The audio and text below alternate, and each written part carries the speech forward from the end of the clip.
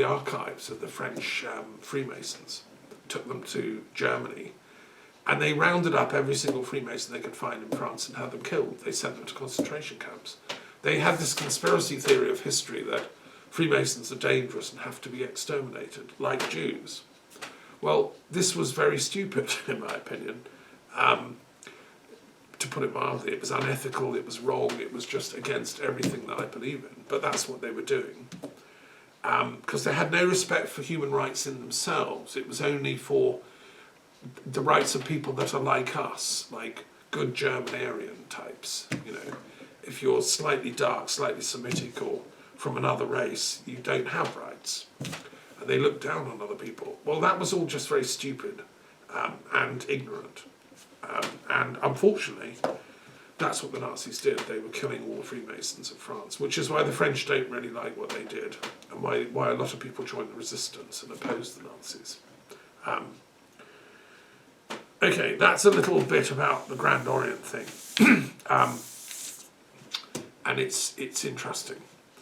And I'd recommend anyone that wants to find out more should go to the museum in Paris, and you know, it's open to the public. I've also been into the library, but you won't get into that unless you're some kind of scholar. Right, what about witchcraft? Okay, that's that's Wicca. It's in the Primal Religions in box number 23. So in English we use the term Wicca as the name of that tradition, but it's also just generally witchcraft, right? It's complex, and how old is it? You know, a lot of debate by scholars as to how old witchcraft is. My friend Professor Ronald Hutton reckons it's a new religious movement, so he'd have it in the grey zone, invented in the 20th century by Gerald Gardner and some other eccentric English religious actors who invented this thing called Wicca. I don't agree with Ronald Hutton. I've studied the matter in some detail, and I think it obviously it goes back earlier than that. And we know from the witchcraft trials in Europe that it was being practiced here in France, in Germany, in Holland, in Spain, in the Pyrenees. You know, there were witches about. Now, sadly, the church decided they were evil and had to be persecuted. And during from about 1400 to about 1750, there were a lot of witch trials, and these people were then, most of them were sentenced to death in various gruesome ways, including drowning and also burning. Well, why? What were they doing that was so wrong? Well, they were, I reckon they were the descendants of the earlier prehistoric religions of Europe. And so in Italy, where there was also quite a lot of witches, they'd been practicing these ancient traditions for millennia. There's a very good book about the history of witchcraft by Raven Grimassi, I believe it's called, based on Italian sources, who says they go back to ancient Etruscan customs. The Etruscans, who are in one of the other boxes, box 31, were very religious. They were like the Druids. They were kind of Italian equivalent to the Druid traditions. And they were just worshipping their gods and goddesses with rituals and festivals and, prayers and so on, just as the ancestors had always done.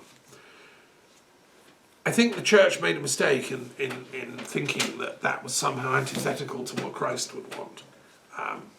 I've met Christian witches who say that was all just very silly, and that actually Christ himself was a kind of witch, i.e. a wise person, because the word wit simply means intellect. To be a man of wits means you've got your wits about you. That's the Anglo-Saxon word for intellect, for intelligence. And the House of Lords in ancient Anglo-Saxon England was called the Witenagemot, meaning the assembly hall of the wisest people, of the greatest wit. So the Witenagemot is the meeting place of the wits, and that's the root of the word witchcraft. And so Christ was obviously, I mean, if he was a rabbi was pretty intelligent. You know, he was a believer in intellect and learning. So my Christian witch friends will say the idea of Christianity attacking witchcraft is like the right hand attacking the left hand. You know, it makes no sense at all. Having said which, so we can use the term witchcraft in two ways, really. One as a generic term for people who pursue ancient wisdom in all cultures. You can have a Taoist witch or a shamanic Korean witch, or you could have a Peruvian Indian shaman witch, or an African Bantu witch, etc., etc. And there are, in Africa at the moment, there's a rather disturbing thing going on. I don't know if it's still happening, but people were being expelled from the village if they were acting in a weird way and they were thought to be in touch with spirits. They'd be kicked out of the village and made to go and live in the forest, like expelled, you know. And then they were coming together, and you're getting in Africa these like hundreds of people expelled from the normal village life, having to come together for survival and setting up witch camps in remote parts of Africa, and then being attacked and victimised by the kind of ordinary people that want to kill the witches. And this apparently is going on in Africa as we speak, which I think is shocking and wrong, you know. I hope it's not still going on, but it was. So that's one way of using the term witchcraft, is a sort of generic wisdom seeker. The other term is in a more specific sense of someone initiated into Wicca, which is a particular style of witchcraft developed in England during the course of the 20th century, which Ronald Hutton has mapped. We know the different lineages. There's the Gardnerian lineage, and then the Alexandrian lineage, and so on and so on. And they operate in covens, so it's quite secretive to join. You have to swear like an oath of this, that, and the other, and there are certain rituals you do, and you go through 3 degrees of initiation, like in Orthodox Freemasonry. And in fact, Gardner was himself a Freemason. So, we come back to the relationship. The fact is that Freemasons, a lot of Freemasons have become or been also witches in modern times, right? I'm more familiar with witchcraft in the English-speaking world and the Wicca tradition than I am in France, but I've had it on good authority from friends in France that there are covens operating and there are witches in France, and you know, I'm sure there are, just as there are Freemasons. So there's let's say there are parallel lines going on between witchcraft and Freemasonry. Now, of course, this is one of the reasons why the official church, in its folly, kind of declared war on witchcraft and on Freemasonry. In their exuberance to clear out all the traces of the other, they persecuted both Freemasons and witches. In the Anglican Church in Britain, which I belong to, they're more pragmatic. And as I say, I've known Christian witches, I've known Christian Freemasons, I've known Freemasons who are not Christian, and that's fine. You can be Jewish or Sikh or Hindu. And when the British Empire was running India for a couple of hundred years, Freemasonry was one of the main ways they could all socialise together, Sikhs, Hindus, Muslims, and so on. And the Congress Party was founded by Freemasons like Annie Besant. Sadly, that's sort of broken down, and you've got this neo-racist idea from the RSS and BJP right-wing Hindus who say India should just be for the Hindus, and they want to kick out all the Muslims and Christians and everyone else. And that's against India's best interests, I think, because it's a superb culture based on tolerance, you know. And some of the greatest Hindus have also been Freemasons. In fact, the founder of the grandfather of Nehru, who became the first Prime Minister of India, independent India, and was a friend of Gandhi, his grandfather was the Grand Master of the Bengali Freemasons, a Pandit, meaning a great scholar.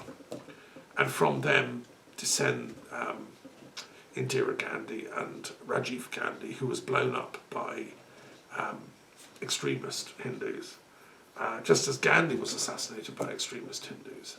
So, so I think more tolerance, more Freemasonry, I'd say, and more genuine witchcraft would be quite a good magic potion for the world's cultures. And if you sprinkle in a bit of Metta Mahayana onto the bonfire, you get some real illumination going. And we can all dance around the maypole together and live in peace. That's what I would say to that relationship. But thank you so much for asking. That's a good one. Right. Does that make sense? Sure. Totally. Okay. Right, next one. Go for it. Let's have colours we haven't had. Yes, I have already one. A grey. 190. NERM. Mycelium. I'm not sure how you pronounce it. New religious movements. Yeah, NRM. And what number is it? 119. Okay. Right, yeah. And another color we didn't have. Blue. Right. Okay. Mystical Christianity. 137. Right. Okay. Right, so 119, we'll do that first. That's New Religious Movements, NRM. And there's a lot of new religious movements, and I've listed most of them, by name. But I put this extra 119 in as a kind of catch-all, because there's so many, they couldn't all have a box, or you'd have a whole table of just new religious movements. So the miscellaneous category is for all the others left over that don't have their own box. And this would include, therefore, all the kind of channeling types who get downloads from the source. Like, for instance, one example is A Course in Miracles, which was channeled by a psychologist, Helen Schucman, at the University of Columbia in the 60s and 70s. She thought it was coming from Jesus, who's the source of the quotes. She would channel and go into like a deep reverie, and out would come these words, which her friend, partner, wrote down. I think she recorded them, and they published them as A Course in Miracles. Now, people still argue, was it Helen Schucman's unconscious saying this stuff, or was it actually Jesus talking to her? Different people say different things, we don't know. But it counts as a new religious movement. It has lots of followers, who swear by it. One of them is Marianne Williamson, who stood as presidential candidate in the USA at the last elections. She did quite well. She got quite a few million votes. Because she's not part of the corrupt party system, she's not going to get elected. She swears by the Course in Miracles and uses it every day for guidance. I've got a whole thing here. Another would be the Urantia book, which was an earlier text channeled, I think, in the 1920s, again claiming to be from the spiritual source behind the Christian tradition, but telling it how it really happened. And it's giving information on Christ, his former lives, and the whole history of the planet from a sort of spiritual perspective. And also a pan-galactic perspective, because the Urantia book paints a cosmology whereby there's intelligent life in other worlds, and they're all taking a lively interest in human affairs, want to help us, so that's why they sent the Urantia book down.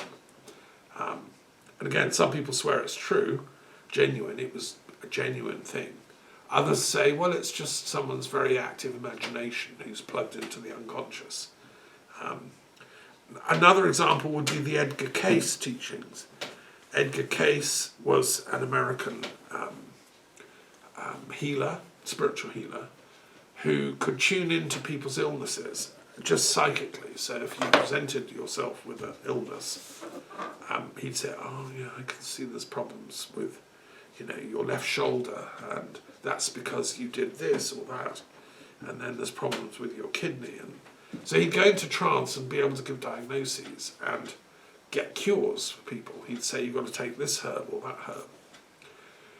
And then he went into deeper trances and was able to read the past lives of people who came to him.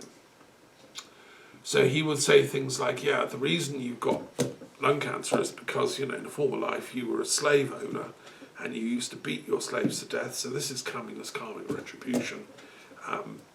The only way out of this is for you to do X, Y, Z. Give away half your wealth to charities working in Africa or something, and you can cleanse that karma. Anyway, he'd then come out of trance. He wouldn't know what he'd said. He didn't have an active re-memory of what he'd downloaded. And people recorded it all, wrote it down, and there's something like 130,000 of these case histories given by Edgar Cayce, in which he, a whole cosmology of the history of the world, including the fact of, as he sees it, the kingdom of Atlantis that existed in old times. It's taken as for real, Now, some people still swear by Edgar Cayce's visioning, and he did effect a number of great healing miracles. There's an association, I think, in Florida that promotes his work, publishes his books, continues to research into it. I suspend judgment. I can just report, as a scholar of new religious movements, this is a kind of new religious movement. I'm not going to say whether or not I think he thought he was genuine. I don't think he was making any of this stuff up deliberately to mislead people. What I find sometimes a bit challenging by the material is the kind of absolute factuality of things like Atlantis as a place with an island in the Atlantic with a whole narrative story going on. Just my own personal view, I've been studying books on Atlantis for years and still haven't found it. So I've come to the view it's probably a legend or a myth rather than an actual place. I think it was probably the trace memory of the old Magdalenian Bay of Biscay, which you could walk in those days from the Pyrenees Mountains all the way to Ireland without getting your feet wet, because the land was a couple of 100 miles further out to sea, 12,000 BC and before 20,000 BC. And I think that the cultures of those people who were bull worshippers, and in a sense that's where the bull rituals of Spain and France come from. I think those gave rise to the myth of Atlantis, which was where Poseidon, who was the bull of the sea, was worshipped. So I'm just doing a sort of rational historical, trying to explain Atlantis from what we know about factual history and archaeology. Whereas Cayce is of the other school. It's like it was a place with gleaming towers and gold, and, ships and harbours. Well, I suspend judgment. But the point is that people, still take what he says with absolute, like he was a prophet type of thing. Anyway, that gives an example of some of these new religious movements, right? There are loads of others which I explain in more detail in the book. Right, so that's that one. Now the other one you asked, how does it link to, is box 137, the Christian mystical one. And it's actually directly below it in the table. Well, a good question. I suppose that from a more traditional, either classical pagan Platonist or from a traditional Jewish thinker, Christ himself would have been a kind of New Age, enthusiast. They would have said, Christ there preaching the kingdom of God. They say, oh, another one. Yes, we've heard of that before. There've been a few through from Galilee. Let him in. So Christ himself was a kind of Edgar Cayce type figure who had his charisma and had his teachings, right? So and ever since his teachings came and went and survived because of I think because of, I think the depth of his teachings, he must have been an absolutely powerfully, charged individual who could change people's souls by the depth of his teaching. And his emphasis on universality, on synthesis, on harmony, on peace, on love, and on healing, that was deep stuff, right? And it made a huge impression on the collective psyche of the people he met personally, like the disciples and so on. But also people that just heard about him were somehow impressed and got the energy download. And when they met his disciples, it spread, it seemed. It seems he had a magical capacity for healing. And that is something that's true of most of the religions. They have these charismatic healing types, which goes back to the early shamans and so on. Pythagoras himself said, "I've come not to teach, but to heal." Pythagoras also was a healer. He used sound and music for healing as well as touch. So when that magical teaching of universal love spread through the disciples, although Christ was crucified, he lived on. And I set up the Mary Magdalene Studies Association to try and find out, different arguments as to how he lived on. And there are different theories about that.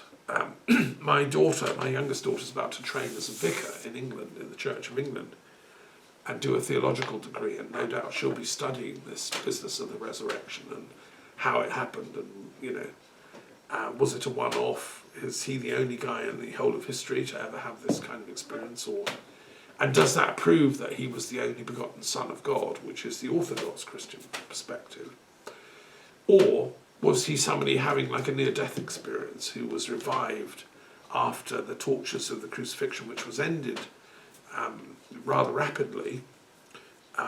He wasn't up on the cross for that long, and it's possible that he just survived in a deep trance state, and that Mary Magdalene, when she saw him wandering about in a slightly confused state in the garden after he'd come to his senses, she's the first witness of that resurrection. Anyway, we don't know what happened, although one is still trying to find out. Some say that Mary Magdalene came and took refuge in France. Some say with Jesus. The jury's out. The point is that wherever souls go after death, I think Jesus is there. That we can affirm that from a meta-Mahayana perspective. There is a survival of the soul. There is a survival of consciousness. My colleagues at the Scientific and Medical Network affirm the evidence is coming in now strongly from science that the soul survives death, right? And therefore it has to go somewhere.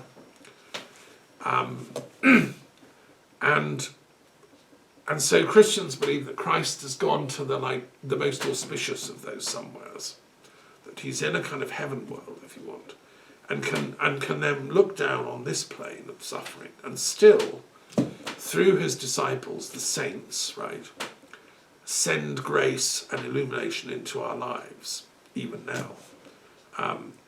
And that's why in the church, one prays to Christ and also prays to the saints. I was just looking yesterday, the saint of the day. I do a bunch of saints every day from all religions. Yesterday was the saint's day of Benedict of Agnan, which is a place in France here, who was a monk, a hermit. He wanted to be a total hermit, living in the woods alone, but other people went and joined him and sort of built little huts near him. And then the local bishop came and said, "Please be the head monk of a monastery." And they gave him a building and he created this monastery. And then others came and said, "Please, can we set up a monastery too? Please show us how to do it." And before long he was working with Charlemagne, the emperor, to create a sort of a reform within the monasteries of France. He didn't want people to be too cold and too suffering and too hungry. He wanted them to have a middle way. And then he wanted them to do useful stuff like study and making books and teaching and things. So he became the most influential reformer of the whole Charlemagne monastic traditions.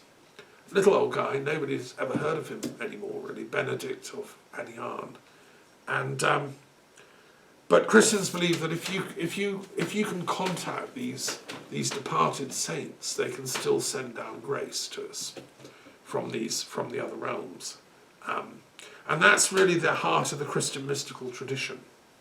That is box 137. I mean, many of the great saints have themselves been mystics, like both men and women, like St. Francis of Assisi, for instance. I've been to Assisi, where he was. And also women, like, many of the great Catholic Spanish saints and others, who believed that they were in touch with Christ through prayer, and that they could still get a sort of heavenly download of enlightenment. Now, there's nothing really different to the Buddhist belief that you can contact the Buddha, even though he's no longer around. You can, through meditation, you can tune into his energy field at a distance, and you can download insight. And so there are cases in Buddhism where sages will interact with either Buddha himself or one of the great bodhisattvas, like Maitreya, or other great, Buddhist characters, will come to them in dreams and send them downloads of wisdom and insight. So the Christians are doing the same. And one of my close friends, who was a Christian mystic, a man called Dom Sylvester Huadar, was a monk at Prinash Abbey, who I knew in the 90s. He was working with the Dalai Lama, and they were sending Tibetan Buddhist monks to his Christian monastery at Prinash to see how Christians pray and meditate. And in return, they were sending Christians over to Tibetan Buddhist monasteries to see how they meditate. And they were seeing, well, what's in common, And I think they were discovering kind of what I'm saying, that there is a universal practice, and a practitioner of deep meditation, whether they're Buddhist or Christian, will be doing something similar. Okay. And so another example of Christian mystic is Meister Eckhart. He's a classic, he's a more intellectual mystic, German theologian who gave these very famous sermons in which he said, he wanted every single person to be able to contact the risen Christ through themselves. In a sense, he said in his sermons that there's no point reading loads of books and learning how to utter spells in Latin and do mumbo jumbo. Just look in your own soul, because your own soul is a divine treasure given by God, and it has all the kind of inner software that you need to reach enlightenment. You don't have to keep. You don't sort of have to buy extra updates. It came with the package deal of being born a human. Enlightenment is already a gift given by God for you. But as a scholar, he also studied the Bible and knew it back to front and all the commentaries, and he'd read all his previous saints. So, a bit like me, he just wanted to confirm through scholarship what primal revelation has already taught us, that we ought to be good, essentially, that the conscience is, is the inner voice of Christ within us all, if you want, and that knows naturally the distinction between right and wrong. So that would be the Christian mystical connection, I think, with the new religious movements. I hope that is an answer to that one. A big one. A big is answer. That okay? Good. Right. Are you still hungry? Sure. Let's do one more, shall we? Yeah, that's 6 probably in total. Okie dokie. Aha. Different ones we haven't. Different colours. Yeah. What's left for colour? Here something. Shintoism. Okay, Shintoism, yeah. Let's say the religious Shintoism. Okay. 9-1. Right. And Judaism. Okay. Which one? Orthodox. Okay. 16. 16. Yeah, 16. Oh, 16. Okay. Right. Ha. Okay, so this is interesting. Let's start with the Shinto one. So Shinto is the native religion of Japan. It's the original primal religion of the Japanese people. It's like Druidry in that it worships nature, it worships the trees, the mountains, the kami, who they call the gods or spirits of nature, who live in magical landscapes. The Japanese love their islands. They see them as divine. And there are Shinto temples all over the place, which is like a way of affirming the beauty of a spot. These temples are made of wood and there's no metal used in their construction or to hold them together. They're simple, like sacred things in themselves. And so by going there and imbuing the energies, you kind of plug into the nature deities, the kami of that place. That's what the Shintos believe. And there'll be a Shinto priest in charge of that particular temple. They're all over Japan. They have a high temple at Ise, a shrine, where they have the three sacred objects of the mirror, which is the kind of innermost, if you ask what is God to a Shinto, they say, well, it's a mirror. Because life is a mirror, because existence operates as a mirror. And because even the particles that make up matter form mirror images of each other. So negative and positive spin and different qualities that the quarks have, they like mirror each other. So mirroring is a cosmic code. The DNA, the way that's structured as a double helix. And then these RNA things come and mirror it. The whole thing is this kind of a mirror game, say the Shintoists. And they intuited that just without having to look down microscopes. Just sitting in the forest, they worked that out. And the other sacred thing is the sword, like the Druid peace sword I have. So they think swords are important. They stand for intellect. So Shintoists are great scholars. They're not just wandering in the woods humming a tune. They also spend time in libraries with incredible texts, especially their sacred scripture, the Kojiki, which is like their Bible, complicated ancient Japanese text telling how creation happened, who the gods are, how we got to be here. The Shintoists believe God created the heavens and the earth. Izanagi is the creator god of that story. He's in the tarot of the gods as the magician, the first of the gods, and it explains in the tarot of the gods exactly how he did this creation. With a goddess, by the way, because God can't create anything without the female goddess energy. And the Shintoists love, they love the male-female thing. They adopted yin-yang symbolism from the Chinese neighbours.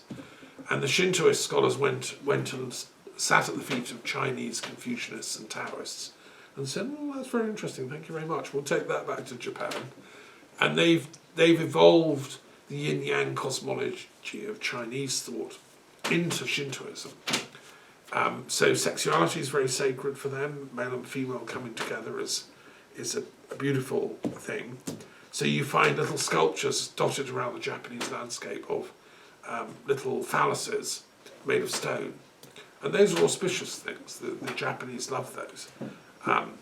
Most Japanese, when they get married in a Shinto temple, because it's like a sign of life, the life force. When they die, they tend to have Buddhist funerals, just to be on the safe side, so they have a nice incarnation next life. They regard the Buddhists as the super guarantee of good karma. So that's, and Shintos, they are, the sword is important for them, the intellect, because Shinto intellectuals are incredibly sophisticated. I mean, I've studied them for many years, and back in the 16th, 17th centuries, they were integrating Buddhist thought, yin-yang schools of